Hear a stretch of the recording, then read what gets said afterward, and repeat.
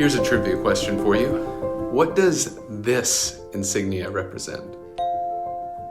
It represents the United Methodist Church. Good. Now what is it?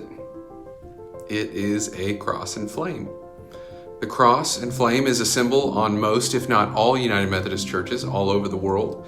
Now the cross and flame became the official logo in 1968. Before that, there were a few logos representing the different churches. Wait, maybe I skipped over some things. Let's start there. In 1968, the year of the introduction of the cross and flame, the United Methodist Church was born. You see, the Evangelical United Brethren Church and the Methodist Church decided to unite into one body. Now, the logo that they adopted has some rich meaning in it. Christ is represented through the cross and the Holy Spirit through the flame. The flame reminds us of Pentecost when the apostles were united by the Holy Spirit's power and they saw tongues of fire. You can also see two tongues of flame representative of both churches becoming one. Now, the April 23rd Uniting Conference sought to bring the Methodist Church and the Evangelical Brethren Church together. Both bodies had approved the plan of union in 1966. This Uniting Conference also sought to end the segregation of African American congregations into a separate central jurisdiction.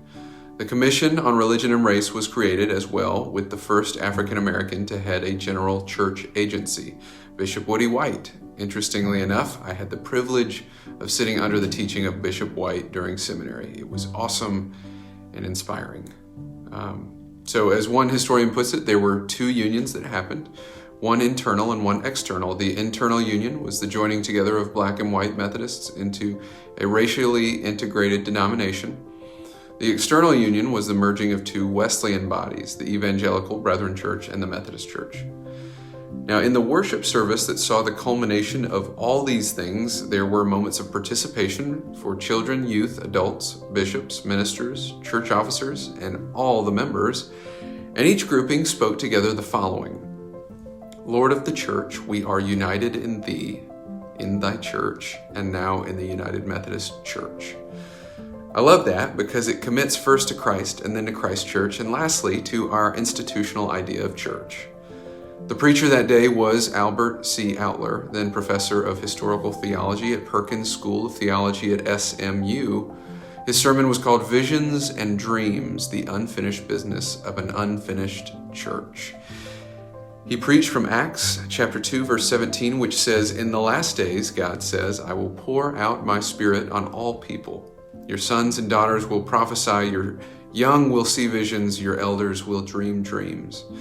Outler said to the congregation at the conference, "Even at such an exciting moment as this, business as usual simply will not get our business done." Perhaps we could use that word today. Perhaps it is time once again to see visions and dream dreams. Perhaps it is time to follow Christ and see the fire of the Spirit come upon us. Business as usual may not cut it anymore, and we've got some important business. So when you see our logo, the cross and flame, I hope it inspires you to look toward the future, to see visions and to dream dreams.